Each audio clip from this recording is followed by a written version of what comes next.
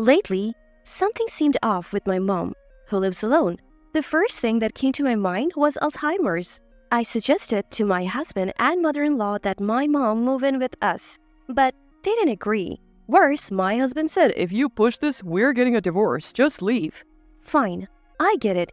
If you want me to leave, I will, but you will regret it. My name is Astoria, 35 years old. I work from home as an illustrator. Currently, I live with my husband, Powell, and my mother-in-law. A few years ago, after the passing of my father-in-law, we decided to live with my mother-in-law. I was concerned about her, so I agreed to this arrangement. We had just built a new house, so space wasn't an issue. We easily prepared a room for her. However, my husband doesn't earn much. We couldn't afford a house on our own, so my mom helped us financially. My mother-in-law seemed thrilled about the decision, especially since Powell is her only son. After the loss of her husband, she began to smile more and seemed to regain her spirit in a few months. But that peace didn't last long. About 6 months into our living arrangement, she started picking on me. One morning, after eating the breakfast I prepared, she sighed heavily. Oh, this tastes terrible. What?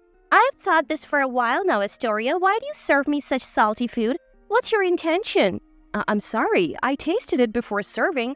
I don't want to hear excuses. Are you trying to send me to an early grave with all this salt?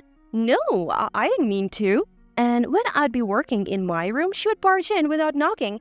Astoria, stop hiding in your room and do some housework. But I'm working right now. Work? Sitting at your computer and drawing isn't work. How is that a job? This is my job. Yes, I draw, but it's not just for fun. Don't talk back to me. If you do, I'll tell Powell you're neglecting your duties. That's not true. But that was just the beginning. She even started asking me for money. Just $500 will do, Astoria. I can't afford that right now. Stingy. Aren't you earning money with your computer? It's so cheeky of her to mention earning only when she wants money. In the end, I gave in and handed her the money. This went on for a while, and with my work suffering, my frustration grew. I couldn't take it anymore and decided to talk to my husband. Hey, Powell, can we talk? What? I just got back from work and I'm tired. I'm sorry, but can we do something about your mom? What about her? She interrupts my work daily, complains about the chores, and even asks for money. I can't get any work done and it's really stressing me out. He looked annoyed and responded sarcastically. You know, you don't have to consult me about every little thing. What? When mom acts like that, it means you're not doing your job as a wife, right? It's your fault. Besides, she's a housewife. Why can't you just give her some spending money willingly? Wait a minute, I do all the housework, and why should I be the one giving her money? Because if you were doing the housework properly, she wouldn't be upset. Understand that? Think of the money as a token of gratitude. It's a fee for her guidance on your poor housekeeping. That's not... I was dizzy from my husband's unexpected words. Instead of support, he blamed me. He continued looking down at me. Listen, you're the wife here. You're married into my family. Just listen and do as you're told. But... Wyatt, mom has been a housewife longer than you. She knows more. Her word is law. Got it? But... From now on, if you upset mom, I won't forgive you. Just do your job as a wife perfectly. Understand?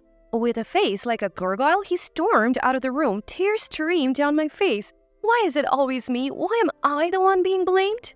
We started living together thinking it was a good thing, but I never expected it to turn out like this. I deeply regretted agreeing to live with them. One day, I felt like hearing my mom's voice, so I called her. Mom, it's me, Astoria. Oh, Astoria. It's been so long since you last called. What have you been up to? It's only been 2 days since we last spoke. What are you talking about? You haven't contacted me in 2 months. What? I had a bad feeling our conversation wasn't making sense. The word Alzheimer's crossed my mind. Worried, I took my mom to the hospital the next day. My fears were confirmed. She was diagnosed with Alzheimer's. Though it was mild, the doctor said it would be difficult for her to live alone. She had me late in life, so she's already well into her 70s. I couldn't believe that my energetic mom had Alzheimer's. That night, I told my husband and mother-in-law about the diagnosis. Mother-in-law, Powell, I need to talk to you about something. They both looked annoyed. What is it? It's probably nothing important.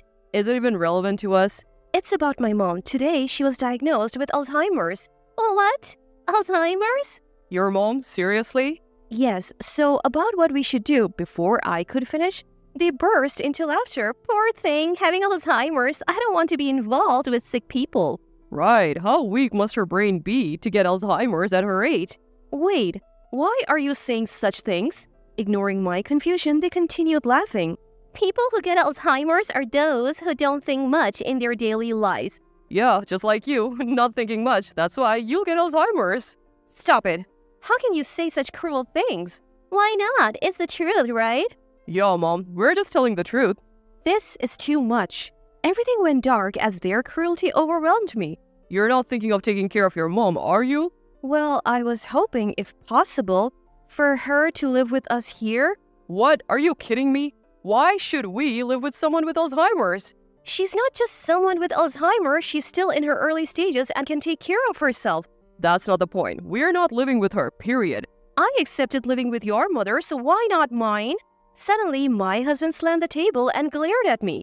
Don't compare a healthy person like my mom to your sick mother, got it? I will never agree to live with her. But if something happens to her, I'll regret it forever. I don't care about your regrets. You married into this family. Just listen to us. No matter how much I tried to persuade them, their stance remained unchanged. So I made another proposal. If we can't live together, at least let me visit her regularly. What? If you do that, who'll take care of the house? I'll manage the housework. I'm just really worried about her, please. No? Why not? Obviously, every time you visit her, it will cost money. And we will have to pay for her medical bills. Our finances will suffer. It's my money. No, you're not visiting her. End of story. Far from living with Mom, I was not even allowed to go to her place and I'm completely stuck in all directions. Even mother-in-law who was listening to the conversation added a blow to me. Astoria, do you even understand your position here? Mother-in-law, please, I am really worried about her. Enough. You're part of the Brown family now. Just listen to Powell and me. But enough. If you keep this up, we'll divorce. How dare you defy us? Get out. Hearing the word divorce from her, my husband joined in, barely holding back his laughter. Hey, divorce sounds good. We don't need a wife who prioritizes a sick person over her own family. Are you serious? You call yourself an illustrator, but you barely make anything. You're so arrogant. It's a real job. Enough. Let's divorce. If you want to take care of a sick person so badly, just leave. All the anger I had been holding back exploded. I won't let them mock me or my mom. They're not my family anymore. If that's how they feel, I'll leave. With my mind made up, I told them, fine, if that's how you feel, I'll leave. For a moment, they looked shocked, but then they smirked. Good. Do what you want. Just leave quickly. I never thought you would leave on your own. I'm so happy. I'll pack my things and go back to my parents' house, send the divorce papers by mail. Sure thing. I'll get them from the courthouse tomorrow and send them right over. This is perfect. Just my lovely son and me living together. I'll go pack my things now. Hurry up. We're having a party with Mom tonight. Sounds great. Let's go out for steak. This family is done. Watching them celebrate, I quickly started packing. Soon, with the two of them smiling broadly, I left that house behind.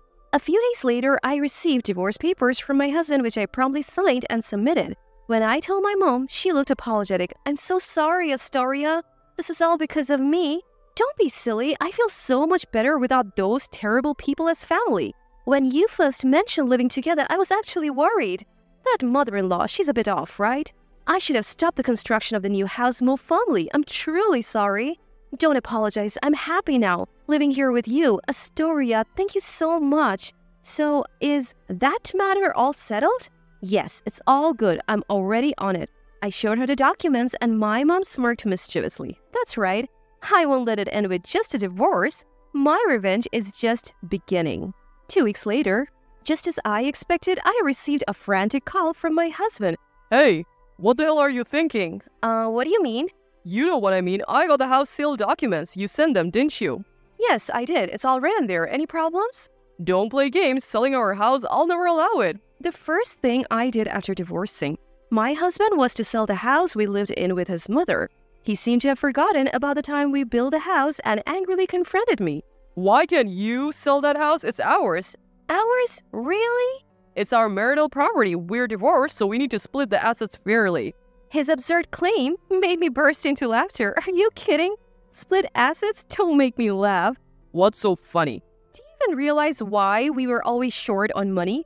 That's because you never earned enough. I have savings. You're wrong. What? I had to give money to your mother almost every day. That's why my savings are almost gone. If we were to split assets, I would just take half of your savings. You're joking, right? It seemed he didn't know that my savings were almost depleted. Still, he persisted. But we have the house, our house. I told you, I'm selling it. You can't decide that on your own. My mom and I live here. If you insist on selling, give me half the sale price. Remember when we bought the house, my mom paid for it in full because we couldn't get a loan? Did she? Yes, at that time I wasn't earning much and you had just changed jobs with a low salary. My mom paid for the whole thing. I recently checked the property deed with her. The house is in her name. Oh, I remember now. I left everything to you. I thought so. But now you understand, right? We don't have the right to decide whether to sell the house. It's up to my mom. And she's on my side, get it? Damn it. Finally realizing his position, my husband pleaded in a tearful voice. Please, wait. What will happen to my mom and me without this house? I don't care. We filed for divorce, so we are strangers now. I owe you nothing. Don't say that. I apologize for everything. Just leave the house, please. So what's your plan? Buy the house in full from my mom? Don't joke. That's impossible, you heartless woman. My husband seemed to have let his true feelings slip, showing an awkward reaction with a hesitant, Seizing the moment, I fired back at him. Now you're asking for help? You think that's going to fly after all this time? Are you out of your mind? After all the times you and your mom belittled me, you think we can just pretend it never happened? You brought this on yourself. Please, wait. I'm begging you. I'm genuinely relieved to cut ties with you and your terrible mother. From now on, it's just me and my mom. I couldn't care less about what happens to you two. I hope you both sink to the lowest depths together. I hung up the phone without waiting for a response and blocked his number. And just like that, I was finally free from them. Later on, I heard they moved out of their house and started living in a cramped apartment. With his meager salary and his mother, who had only ever been a housewife, their downfall was easy to imagine. Now, his mother apparently works a hectic part-time job at a supermarket. On the other hand, my mom and I are living peacefully. Thankfully, her Alzheimer's is still in the early stages. However, I know it's going to get tougher in the future.